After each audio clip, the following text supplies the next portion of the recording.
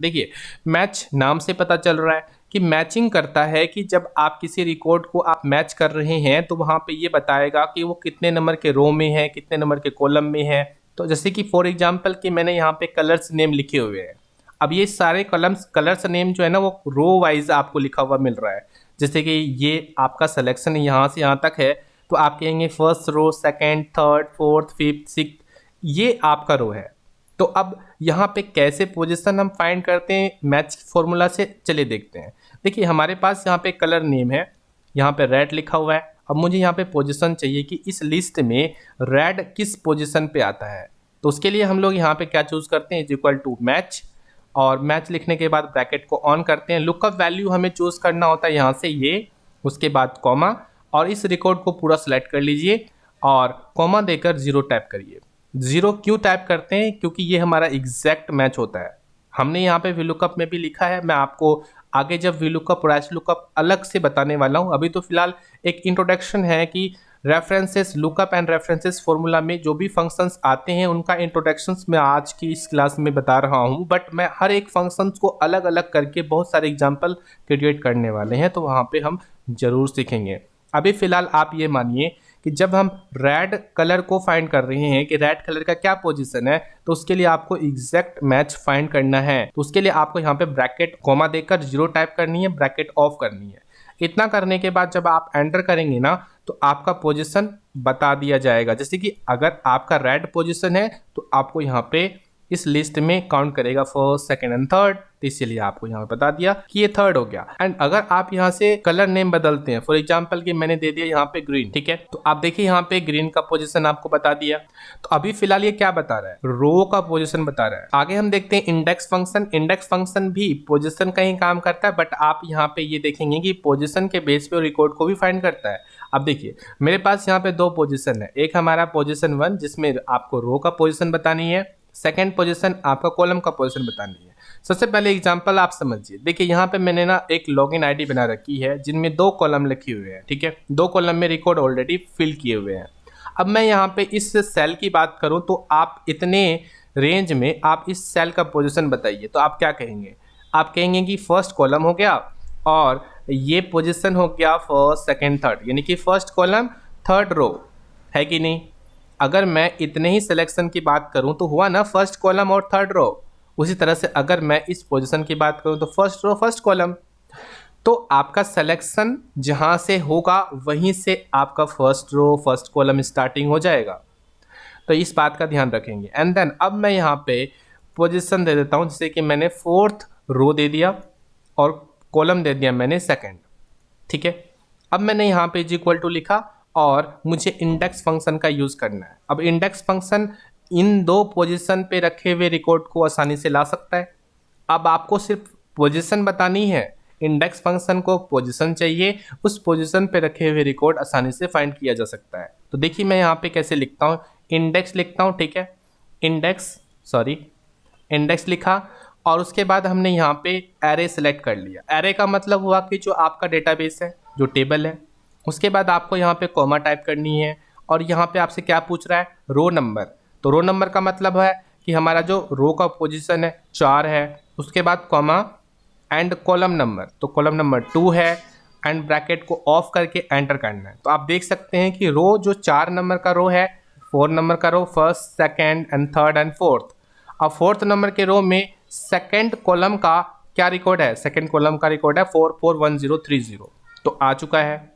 उसी तरह से अगर हम फर्स्ट रो और सेकेंड कॉलम की बात करें तो देखिए 746208 आ गया। यहाँ पे आप देख सकते हैं कि फर्स्ट कॉलम, सेकेंड कॉलम और फर्स्ट रो, तो हुआ ना ये रिकॉर्ड। तो आई होप कि आपको इंडेक्स समझ में आ गया होगा। इंडेक्स में सिंपल हमें बतानी पड़ती है कि आपका डेटाबेस क्या है और रो नंबर और कॉलम नंबर बतानी पड़ती है कि जिस पोजीशन का रिकॉर्ड आप चाहते हैं, जिस पोजीशन का रिकॉर्ड आप फाइंड करना चाहते हैं, वो पोजीशन आप यहाँ पे बता दें, वो आपको फाइंड करके दिखा देगा। एंड आगे हम देखते हैं लुकअप। अब लुकअप भी काफ़ी इंपॉर्टेंट फंक्शन होता है VLOOKUP और HLOOKUP की जैसे ही। अब यहाँ पे आपको पता करना है कि ये जो आईडी है, इस आईडी के बेस पर कि हमें यहाँ पे कंपनी क्या है, प्रोडक्ट क्या है, ये मुझे मालूम करनी है। तो उसके लिए ना हम VLOOKUP भी लगा सकते हैं, HLOOKUP भी लगा सकते हैं, डिपेंड करता है कि आपका डेटा किस फॉर्मेट में है। अभी फिलहाल मैं यहाँ पे लुकअप की मदद से ये काम करके बताता हूँ। देखिए, सबसे पहले मैंने यहाँ पे लिखा है लुकअप। आप ये समझने की कोशिश करिए कि जो फंक्शंस है, फॉर्मूला है, वो अप्लाई करने के तरीके क्या हैं, इनमें जो आर्ग्यूमेंट्स होती हैं वो आर्ग्यूमेंट्स होती क्या है। तो ये चीज आप समझ जाएंगे ना तो आगे चल के आपको बहुत ज्यादा हेल्प होने वाला है, क्योंकि इस तरह के फॉर्मेट आपको यूट्यूब पे कोई भी बताने वाला नहीं है। एक सिर्फ SYT हिंदी के चैनल पे इस तरह के वीडियोज आपको मिल सकते हैं। तो आप अगर समझना चाहते हैं डिटेल्स में तो इस चीज को आप ध्यान रखेंगे एंड हमारे यूट्यूब चैनल को सब्सक्राइब करके रखेंगे, ताकि जब भी इस तरह का नया वीडियो मैं बनाऊं तो आप तक नोटिफिकेशन आ जाएगा। ठीक है, तो यहाँ पे देखिए मैंने लिखा लुकअप। लुकअप लिखने के बाद लुकअप वैल्यू हमें ये चूज करनी है, जैसे कि ID हमने यहाँ पे दे रखा है। उसके बाद कॉमा। अब यहाँ पे लुकअप वेक्टर का मतलब हुआ कि जो आपका डेटाबेस है उसमें से आप उस पूरे लिस्ट को सिलेक्ट कर लीजिए, यानी कि जो डेटाबेस है ना, उस डेटाबेस में जो ID आपका लुकअप वैल्यू था, उस लुकअप वैल्यू के पूरे लिस्ट को सिलेक्ट कर लीजिए। ठीक है, ध्यान रखें। उसके बाद आपको इतना करने के बाद कॉमा देना है। फिर आपको यहाँ पे जो चीज फाइंड करना है, क्या फाइंड करना है, आपको कंपनी फाइंड करना है, तो आपको कंपनी का पूरा रेंज देना पड़ेगा जो डेटाबेस में है। ध्यान रखेंगे, जो डेटाबेस में है उस कंपनी के पूरा रिकॉर्ड को सिलेक्ट करना होगा। इतना करने के बाद आप सिंपल ब्रैकेट ऑफ करके एंटर कर दीजिए, तो आप देख सकते हैं कि 101 का जो कंपनी है वो ऑटोमेटिकली फाइंड हो गया है। उसी तरह से मैं आपको फिर से बताता हूँ प्रोडक्ट कैसे फाइंड करते। इज इक्वल टू टाइप करना है, लुकअप लिखना है। ठीक है, उसके बाद आपको वेक्टर वैल्यू लुकअप वैल्यू आपका चूज करना है, यहाँ पे ID, कॉमा देने के बाद आपका लुकअप वेक्टर यानी कि आपका जो ID है डेटाबेस के अंदर उस पूरे लिस्ट को सिलेक्ट कर लीजिए। उसके बाद कॉमा, फिर जो चीज आपको फाइंड करना है डेटाबेस में उस लिस्ट को पूरा सिलेक्ट कर लीजिए। उसके बाद ब्रैकेट को ऑफ करके एंटर कर देना है। तो आप देख सकते हैं कि कंपनी भी फाइंड हो गया, प्रोडक्ट भी फाइंड हो गया। अब अगर हम यहाँ पे ID चेंज करें तो क्या हमारा कंपनी और प्रोडक्ट चेंज होगा? जी हाँ, बिल्कुल होगा। आप देख सकते हैं 104 हमने लिखा तो यहाँ पे कंपनी का नाम भी आ चुका है और उनका प्रोडक्ट ऑटोमेटिकली आ गया है। तो ये था हमारा लुकअप फॉर्मूला। एंड देन आगे हम देखते हैं रो कॉलम का यूज कैसे करते हैं। तो देखिए यहाँ पे रो भी एक फंक्शन काफी इंपॉर्टेंट होता है। इसकी मदद से हम लोग कई सारे लिस्ट बनाते हैं। जब आप कोई भी यूनिक डेटा तैयार करते हैं तो वहाँ पे रो एंड कॉलम का काफी इंपॉर्टेंट होता है। तो मैं आपको बताता हूँ इसका यूज कैसे करते हैं। यहाँ पे देखिए सबसे पहले मैंने लिखा is equal to row, bracket को ऑन किया। अब यहाँ पे आपको रेफरेंस बोला जाता है। एक्चुअली ना रो फंक्शन का यूज ना किसी भी सेल या किसी भी रेफरेंस के द्वारा दिया हुआ कोई भी रेफरेंस होता है, उस रेफरेंस में जो रो नंबर होता है ना वो रो नंबर आप बताता है। ठीक है, रो फंक्शन किसी भी रेफरेंस के बेस पर रो नंबर बताने का काम कर रहा है। जैसे कि आपने रो फंक्शन के अंदर किसी भी सेल को सिलेक्ट किया तो उस सेल के बेस पर रो नंबर आपको बता दिया जाएगा कि ये जो सेल है ये सेल कौन से रो का है। अब जैसे कि हमने यहाँ पे P नंबर का कॉलम सिलेक्ट करा, रो कौन सा है तो 4 नंबर का रो है। तो जब आप इतना सिलेक्शन लेकर ब्रैकेट ऑफ करके एंटर करेंगे तो आपको बता दिया जाएगा 4 नंबर का रो है। उसी तरह से कॉलम फंक्शन क्या होता है, तो देखिए यहाँ पे मैंने लिखा यहाँ पे कॉलम। ठीक है, उसके बाद आपको इसमें भी रेफरेंस देना है।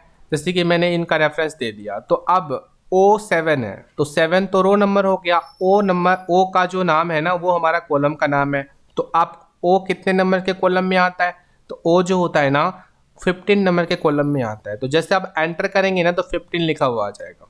आगे हम देखते हैं रोज। अब रोज फॉर्मूला का काम क्या होता है, देखिए यहाँ पे सबसे पहले लिखते हैं यहाँ पे रोज लिखने के बाद ब्रैकेट ऑन और यहाँ पे सिलेक्शन ले लेते हैं, इन सभी सेल का सिलेक्शन ले लेते हैं। रोज फॉर्मूला का काम क्या होता है, रोज फॉर्मूला का काम होता है कि जितना आपने सिलेक्शन ले रखा है, ठीक है, रोज फंक्शंस के अंदर उस सिलेक्शन में जितने भी रोज है उन सभी रोज को काउंट करता है और आपको बताता है कितना है। जैसे कि इस सिलेक्शन में आप देखते हैं कितने रो है, first, second, third, fourth, fifth, sixth, 7, 8, 9 ऐसे रो है जो आपने सिलेक्शन में लिए हैं। इसी तरह से अगर हम कॉलम की बात करते हैं तो आप देखिए यहाँ से कॉलम्स लिखा, सॉरी कॉलम नहीं कॉलम्स, एंड उसके बाद मैंने सिलेक्शन लिया इतना। अब इस सिलेक्शन में भी आप देख सकते हैं कितने कॉलम है, first, second, third, fourth, fifth, six. तो आप टोटल 6 कॉलम है और आपको जब इस फंक्शन को एग्जीक्यूट करोगे तो आपको 6 बता दिया जाएगा।